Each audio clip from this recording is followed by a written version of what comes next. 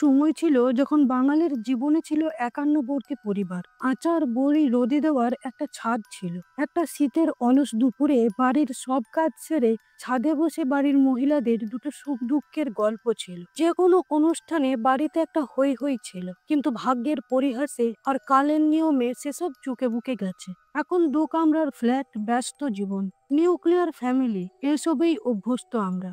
মানিকপুরে জন্ম নেওয়া এই ছবির মূল চরিত্র সোমনাথ মায়ের মৃত্যুর পর বাবার হাত ধরে চলে আসে কলকাতায়। কোনো একটা কারণে ওর বাবা দীর্ঘদিন তার বাড়ির সাথে কোনো সম্পর্ক রাখেনি। সোমনাথ এখন আদ্যন্ত শহুরে মানুষ, কিন্তু তবুও তার জীবন হঠাৎই তার পুরনো ভিটেমাটি পরিবারের কাছে ফিরে যেতে চায়। একেবারে শহুরে বাবু সেজে বাবাকে মিথ্যা বলে সে যায় মানিকপুরে। গ্রামের রাস্তায় চলার অনভ্যেসের কারণে একটা পুকুরে পড়ে গিয়ে ভিজে যায় সোমনাথ। মাথায় কতগুলো কচুরিপানা নিয়ে তার বহু প্রতীক্ষিত গ্রামের বাড়িতে ফেরে সোমনাথ। সোমনাথ বাড়ি ফেরায় চক্রবর্তী পরিবারের সকলে বেজায় খুশি। গ্রামে এসে সে ফিরে পায় তার ছোটবেলার প্রিয় বন্ধু রায়কে। রায় মানিকপুরের একটা স্কুলের শিক্ষিকা। ছোটবেলায় সোমনাথ ওকে ছেড়ে চলে যাওয়ায় সবচেয়ে বেশি কষ্ট পেয়েছিল রায়, কিন্তু সময়ের নিয়মে সবই অভ্যাস হয়ে গেছে। দুজনই তাদের জীবনে নিজস্ব জীবনসঙ্গীও বেছে নিয়েছে, কিন্তু এখন সোমনাথ ফিরে আসায় যেন সবকিছু ওলট পালট হয়ে যাচ্ছে। কি হবে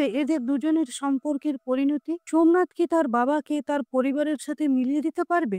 জানতে হলে সম্পূর্ণ ভিডিওটি দেখে নিন। আজ আমি তথাগত মুখোপাধ্যায়ের পরিচালনায় তৈরি রাজ ছবিটিকে সংক্ষেপে এক্সপ্লেন করার চেষ্টা করছি। এখানে মুখ্য চরিত্রে অভিনয় করছে বিক্রম চট্টোপাধ্যায়। আশা করছি ভিডিও ভালো লাগবে। ভিডিও ভালো লাগলে অবশ্যই লাইক করে দেবেন, কমেন্ট করবেন আর আমার চ্যানেলটিকে সাবস্ক্রাইব করে আমার আপলোড করা ভিডিও নোটিফিকেশন পাওয়ার জন্য। তাহলে চলুন আর দেরি না করে গল্পটির দিকে এগিয়ে যাই। সোমনাথ কলকাতায় একটি মাল্টিন্যাশনাল প্রাইভেট কোম্পানির উচ্চপদস্থ কর্মচারী। এই কোম্পানিতে শ্রমিক ছাঁটাইয়ের বিরুদ্ধে বিক্ষোভ চলছে। অন্যদিকে কোম্পানির ম্যানেজার সোমনাথকে প্রমোশন দিয়ে কানাডা পাঠাচ্ছে কোম্পানিরই কাজে। বাইরে বিক্ষোভকারীরা সোমনাথের কাছে রিকোয়েস্ট করছে চাকরি ফিরে দেওয়ার জন্য, না হলে তারা বউ বাচ্চা নিয়ে পথে বসবে। কিন্তু ম্যানেজার যে সমস্ত কর্মচারীদের দরকার নেই তাদের বিয়ার করতে চাইছে না। সোমনাথের বলতে ইচ্ছে করছে, স্যার যদি আপনার চাকরিটা এরকম ওভারনাইট চলে যায়, আপনি হ্যান্ডেল করতে পারবেন? এতগুলো মানুষের চাকরি ওভারনাইট চলে গেল, তারা কি খাবে, কিভাবে বাঁচবে, সেসব ভেবে দেখেছেন কি? কিন্তু সোমনাথ বরাবরই ভীত, চুপচাপ প্রকৃতির, কারো মুখের উপরে কিছুই বলতে পারে না। যেভাবে ও ওর বাবাকে বলতে পারেনি ওর মোটেও কানাডা যেতে ইচ্ছে করে না, যেভাবে ওর বাবার বন্ধুর মেয়ে সাঁঝকে ওর মোটেও পছন্দ নয়, কিন্তু তাও ও সাঁঝকেই বিয়ে করতে চলেছে। সোমনাথ ওর পছন্দ অপছন্দের কথা কোনোদিনই ওর বাবাকে বলে উঠতে পারেনি। ওর বাবা এখনো ওকে বাচ্চা ছেলের মতোই শাসন করে। সোমনাথ সব বিষয়েই নিরুত্তর। ওর মনে কোনো আনন্দ নেই, উৎসাহ নেই। ওর খালি মনে পড়ে ওর ছোটবেলা, ওর গ্রাম মানিকপুর, ওর পরিবার। মন বারবার সেখানে ফিরে যেতে চায়, কিন্তু একটা ঘটনা ওকে ফিরে যেতে দেয় না। আসলে ছোটবেলায় ওর মা অন্নপূর্ণা ক্যান্সারে মৃত্যু হয়েছিল সেই গ্রামের বাড়িতেই। তখন ওর বাবা চাকরির সূত্রে বাইরে থাকতো। অন্নপূর্ণা গ্রামের বাড়ি ছেড়ে শহরে এসে চিকিৎসা করাতে চায়নি, কিন্তু সোমনাথের বাবা রজত চক্রবর্তী ভেবেছিল ওর মা আর ভাইদের অন্ধবিশ্বাস আর কুসংস্কারের জন্যই ওর স্ত্রী মারা গেছে। তাই শহর থেকে ফিরে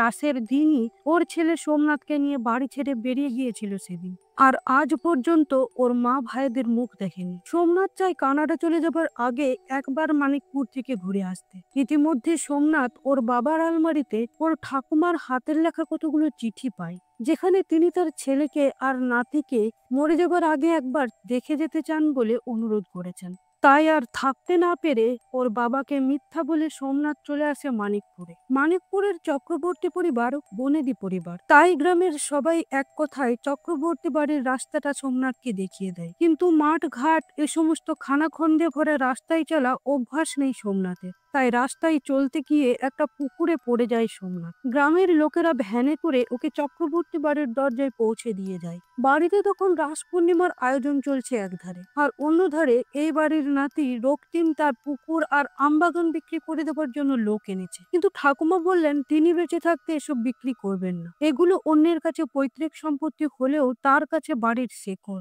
অন্যদিকে বাড়ির দরজায় সোমনাথ এসে দাঁড়িয়েছে। ভ্যানওয়ালা বলে গেল, তোমাদের বাড়িতে লোক এসেছে। বাড়ির সকলে দরজায় এলেও কেউ চিনতে পারলো না সোমনাথকে। তারপর আবার পুকুরে পড়ে গিয়ে কিম্ভূতের মতো দেখতে লাগছে। তাই এবার দরজায় ডাকা হলো ঠাম্মিকে। তিনি এসে এক দেখাতেই চিনে ফেললেন তার আদরের মেজ নাতিকে। এবাড়ির মেজ ছেলে রজত চক্রবর্তীর একমাত্র ছেলে সোমনাথ। এতদিন পর বাড়ি ফিরেছে বলে বাড়িতে একেবারে হৈ হৈ কাণ্ড। ওদিকে এত চিৎকারের মাঝে সোমনাথকে ফোন করেছে ওর বাবা, কিন্তু ভাই বোনদের চিৎকারে ঠিক মতো করে ওর বাবার সাথে কথাটাও বলতে পারলো না সোমনাথ। এত আতিথেয়তা, এত ভালোবাসা, ঠাম্মির আদর মুগ্ধ করে রেখেছে সোমনাথ। ওদিকে নিচে রাস পূর্ণিমার জন্য অনুষ্ঠানের আয়োজন করা হচ্ছে। সেখানে নাচ হবে, গান হবে, নাটক হবে। সেই নাটকের রিহার্সাল চলছে। বাড়ির সবাই অংশগ্রহণ করেছে সেই নাটকে। খুড়তুতো জেঠতুতো ভাই বোনেরা সোম কাদা চ্যানেল পার করে এসেছে বলে সমানে লেগ পুলিং করেই যাচ্ছে। ওরা সোমকে টেনে নিয়ে গেল নিচে। এই নাচ গান নাটকের পরিচালনা করছে রায়। সন্ধ্যাবেলা ও এলো চক্রবর্তী বাড়িতে। রায় এ বাড়ির মেয়েরই মতো। রায় এসে প্রথমে চিনতেই পারলো না সোমকে। সোমও চিনতে পারেনি। সবার বলার পর রায় আশ্চর্য হয়ে তাকিয়ে রইল ওর ছোটবেলার সেই প্রিয় বন্ধুটির দিকে, যার চলে যাবার পর রায় রেল স্টেশনে গিয়ে একাই বসে থাকতো। ও ভাবতো ওর বন্ধু সোমনাথ নিশ্চয়ই ফিরে আসবে। সোমনাথ চলে যাওয়ায় সবচেয়ে বেশি কষ্ট পেয়েছিল রায়। সেই সোমনাথকে এত দিন পর চোখের সামনে দেখে চোখ ফেরাতে পারছে না রায়। কিন্তু সোমনাথের এই বাড়িতে ফিরে আসাতে রক্তিম মোটেও খুশি হয়নি। ও ভাবছে সোমনাথ নিশ্চয়ই পৈতৃক সম্পত্তির লোভে এসেছে। এবার ওর বাবাও আসবে, আর সেই রাগ ও স্ত্রীর ওপর ফলাচ্ছে। সবাইকে আগে থেকে বলে রাখার পরও আমবাগান আর পুকুরটা ওকে বিক্রি করতে দিল না ঠাম্মি। অথচ এই বাড়ির জমি, পুকুর, বাগান সবটা ওই দেখাশোনা করে এসেছে এতকাল। রক্তিমের স্ত্রী কিন্তু খুব ভালো মেয়ে, এসবের মধ্যে মোটেও থাকতে চায় না। রাত্রে সোমনাথকে ঠাম্মি তার ঘরে ডেকে পাঠিয়ে সযত্নে রাখা ওর মায়ের জিনিসগুলো সোমনাথকে দেখালেন। তার মধ্যে একটা রুমাল ছিল। অন্নপূর্ণাকে বাড়ির সবাই ভীষণ ভালোবাসত, তাই ও মারা যাওয়ায় প্রত্যেকে কষ্টও পেয়েছিল প্রচুর। সোম চোখে জল নিয়ে বলল, বাবা ঠিকই বলেছিল, মাকে শহরে নিয়ে গেলে বাঁচিয়ে নিতে পারতাম। ঠাম্মি সোমকে ছাদে নিয়ে গিয়ে বললেন, তোর মার যখন মন খারাপ করতো এই জায়গায় এসে দাঁড়িয়ে থাকতো। আমরা যখন জানতে পারলাম ওর ক্যান্সার হয়েছে তখন শহরে নিয়ে যেতে চেয়েছিলাম।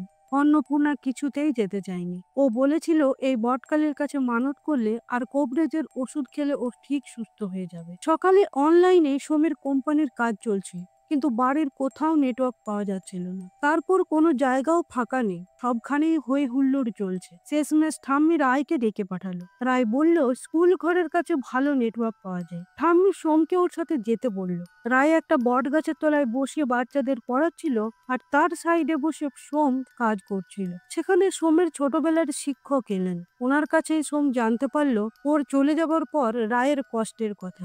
রায় পড়াশোনায় বরাবরই ভীষণ ভালো ছিল, অথচ WBCS এর প্রিপারেশন নেওয়ার পরও পরীক্ষাটা দিল না এখানকার মানুষদের উন্নতি করবে বলে। এখানকার স্কুলটাকে বড় করার জন্য একটা আবেদনও করা হয়েছে সরকারের কাছে। সরকার থেকে অনুদানও এসে গেছে। এখানকার পঞ্চায়েত অফিসে এসে অর্ডার, টাকা পয়সা সবকিছু পড়ে আছে। ঘুষ না দিলে ছাড়বে না। সারাটা দিন রায় আর সোম মাঠে ঘাটে ঘুরে বেড়ালো। যেখানে যেখানে তারা ছোটবেলায় খেলতো সেখানেই গেল। জমে থাকা কত কথা, কষ্ট চোখের জলে বেরিয়ে এলো। রায়ের কাছে ক্ষমা চাইল সোম। এরপর ওরা বাড়ি ফিরে দেখলো এই বাড়ির জামাই এসেছে। এই বাড়ির ছোট ছেলে বিশ্বনাথ চক্রবর্তী, তার মেয়ে ঋতু। ও শ্বশুর বাড়ি ছেড়ে দিয়ে চলে এসেছে, কারণ ওর স্বামী সজল ওর উপর হাত তুলেছে। কিন্তু ঋতুর মা বাবার কাছে এটা কোনো ব্যাপারই নয়। সংসার করতে গেলে এরকম একটু আধটু হয়, কিন্তু ঋতু ওর হাজবেন্ডের সাথে থাকতে চায় না। ঠাম্মির কড়া নির্দেশ, কারোর ইচ্ছের বিরুদ্ধে এই বাড়িতে কিচ্ছু করা চলবে না। রক্তিম হেসেছে ওর পিসিমার কাছে সাইন নিতে, আমবাগান আর পুকুর বিক্রি করার জন্য। ঝামেলা আর না বাড়িয়ে ওর পিসি সাইনটা করেই দিল। ওদিকে কারেন্ট চলে গেছে বলে সব ভাই বোনেরা ছাদে বসে গল্প করছিল। রক্তিম সেখানে গিয়ে সোমকে ডেকে নিয়ে এলো। জিজ্ঞেস করলো, এই বাড়ির সম্পত্তির ভাগ নিতে এসেছিস তো? মেজকা কবে আসবে? সোম বলল, আরে না না, আমি সম্পত্তির জন্য আসিনি, আর বাবার আসার তো কোনো প্রশ্নই নেই। ওদিকে রায় পঞ্চায়েতে গিয়ে টাকাটা দিতে বলল কুল বাড়িটা বানানোর জন্য, কিন্তু পঞ্চায়েত প্রধান ঢিট আছেন। উনি মান সম্মানের পরোয়া করেন না, তাই দাঁত কেলিয়ে আবার ঘুরিয়ে ফিরিয়ে ঘুষ চাইলো, কিন্তু রায় তো ঘুষ দেবে না। রায় বলল 3 দিনের মধ্যে কাজ শুরু না হলে বাচ্চাদের নিয়ে এই অফিসেই পড়াতে বস। ওদিকে সোম ঠাম্মির কোলে মাথা দিয়ে শুয়ে আছে আর ঠাম্মি ওর চুলে বিলি কেটে দিচ্ছেন। কথায় কথায় ঠাম্মি বললেন রায়ের জন্য বড় চিন্তা হয়, ও একটা ছেলেকে ভালোবাসত সৌমিক, কিন্তু ওদের বিয়েটা হলো না। রায় মানিকপুরের বাইরে যেতে চাইলো না, আর সৌমিক ঘোরাঘুরি করতে ভালোবাসে, ভালো চাকরি করে, তাই বিয়েটা ভেঙে গেল। তোর মায়ের রায়কে খুব পছন্দ ছিল জানিস। সোম মন খারাপ করে বলল আমার বিয়ের ঠিক হয়ে গেছে ঠাম্মি, বাবার বন্ধুর মেয়ের সাথে, ওর নাম সাঁঝ। এখান থেকে ফিরে গিয়ে এনগেজমেন্ট করে কানাডা চলে যেতে হবে। বিকেলে প্রজেক্টর নিয়ে এসে বাড়ির সবাই সন্ধ্যাবেলা বাড়ির উঠোনে কিংকং সিনেমা দেখতে বসলো, কিন্তু রক্তিম অফিস থেকে ফিরে ওর বউকে ধমকে ভিতরে নিয়ে গেল। রায় আর সোম একটু বাইরে বেরোলো, একটা নৌকোতে চেপে ওরা পুরনো সব স্মৃতিচারণ করতে করতে রায় হঠাৎ জিজ্ঞেস করলো প্রেম করছিস নিশ্চয়ই। সোম বলল এই বয়সে আবার প্রেম করা যায়, কারোর সঙ্গে একটা থাকতে হয় থেকে যাব, কিন্তু তুই তো শুনছি প্রেম করছিস। রায় বলল সৌমিকের কথা তোকে কে বলল। সোম বলল আমার গুপ্তচর আছে। নারকেল নাড়ু খেতে খেতে অনেক গল্প করে বাড়ি ফিরে এসে রায় দেখলো সৌমিক এসেছে, অনেকক্ষণ ধরে ওর জন্য ওয়েট করছে। সৌমিক বলল আমি পাকাপাকি ভাবে এখানে চলে এলাম রায়, কলকাতায় গিয়ে বুঝতে পারলাম তোমাকে ছাড়া থাকতে পারবো না। সৌমিককে এখানে দেখে তো রায়ের ভালো লাগার কথা, কিন্তু রায়ের ভালো লাগলো না, ওর মনে এখন পুরনো প্রেম ফিরে এসেছে। তাই রায় আরো কিছুদিন সময় চাইলো সৌমিকের কাছে। ওদিকে সাঁঝ ফোন করলে দুষ্টুমি করে সোমের ফোনটা ধরলো ওর বোনেরা, আর সাঁঝের সাথে একটু মজা করলো, কিন্তু সাঁঝ এ সমস্ত মজা একদম পছন্দ করে না। সোম এসে ফোনটা ধরায় সাঁঝ রেগে গিয়ে বলল এগুলো কি হচ্ছে সোম, এরা কারা যে আমার সাথে চিপ ব্যবহার করলো। সোম বলল তুমি এত রেগে যাচ্ছ কেন, ওরা আমার বোন, তোমার সাথে একটু মজা করেছে মাত্র। সাঁঝ বলল ওসব আমি শুনতে চাই না, কিছুদিন পর আমাদের বিয়ে, সবকিছু আমাকে একাই করতে হচ্ছে। তোমার কাছে কোনটা বেশি ইম্পর্টেন্ট, তোমার ওই অন্ধকার গ্রাম না আমাদের বিয়ে? আর এই বিষয়টা তো এবার তোমার বাবাকে জানাতে হবে দেখছি। সোম বলল আমার ফ্যামিলি এখানে, আর আমাদের বিয়েটা এখনো হয়নি। সাঁঝ ফোনটা রেখে দিল। সোম মনটা ভীষণ খারাপ হয়ে গেল সোমনাথের। পরদিন সকালে ঋতুর বর সজল আবার ঋতুকে জোর করে নিয়ে যেতে চাইলে সোম এসে ওকে কষে একটা থাপ্পড় মারলো। সজল রেগে গিয়ে চলে গেল বাড়ি থেকে। রক্তিম বলল ঠাম্মি এটা কি ঠিক করলো, আমাদের বাড়ির জামাইয়ের গায়ে হাত দেওয়া হলো। ঠাম্মি বললেন আর তোর বোনের গায়ে যখন ও হাত তুলেছিল। ঋতুর মা বলল আমার মেয়ের বড়লোক স্বামী শ্বশুর ঘর দেখে সবাই হিংসেই জ্বলে পুড়ে যায়, তাই ওরা ঋতুকে শ্বশুর ঘর করতে দিতে চায় না।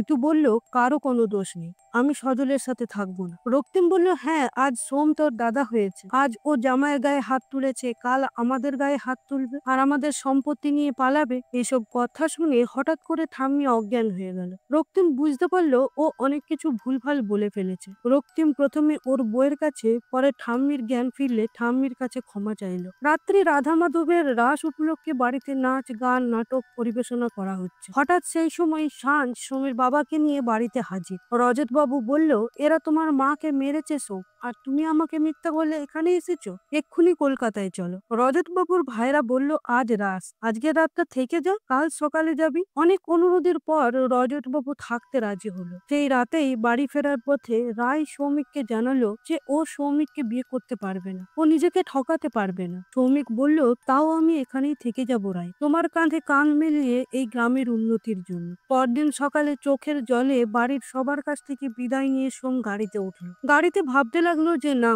এখনো সময় আছে নিজের মনের কথাটা বলার, নইলে দেরি হয়ে যাবে। ও কিছুতেই এখান থেকে ফিরবে না, ও কানাডায় যাবে না। বাড়ির লোকগুলোর জন্য ওর মন ছটফট করছিল। হঠাৎ সোম গাড়ি থামাতে বলল, আর গাড়ি থেকে নেমে এসে সোজা ওর বাবা আর সাঁঝকে জানিয়ে দিল ও কলকাতা ফিরবে না, এখানেই থেকে যাবে। ওর বাবা বলল তুমি তাহলে আমার সাথে কোনো সম্পর্ক রাখতে চাইছো না? সোম বলল তা তো আমি বলিনি বাবা, এখন তুমি সেটা ডিসাইড করবে। রজত বাবু রেগে কলকাতা চলে গেলেন। সোম একটা ভ্যানে করে ফিরে এলো গ্রামে। এখন সোম এখানেই থাকে। সাঁঝ একজন এমআরআই কে বিয়ে করে নিউ জার্সিতে শিফট করেছে। রায় সৌমিক চারুদা সবার তত্ত্বাবধানে গ্রামের স্কুলটা এখন মাধ্যমিক পর্যন্ত। ঋতু সজলকে ডিভোর্স করে একজন স্কুল টিচারের সাথে প্রেম করছে। ঠাম্মির শরীরটা এখন বেশ খারাপ যাচ্ছে। একদিন তো তিনি চলেই গেলেন, তারপর একদিন রজত বাবু এলো, কিন্তু ততদিনে অনেকটা দেরি হয়ে গেছে। রজত বাবু এখন এখানেই থাকে। আর এবার এলো সেই দিন যেদিন রায় আর সোমের বিয়ে।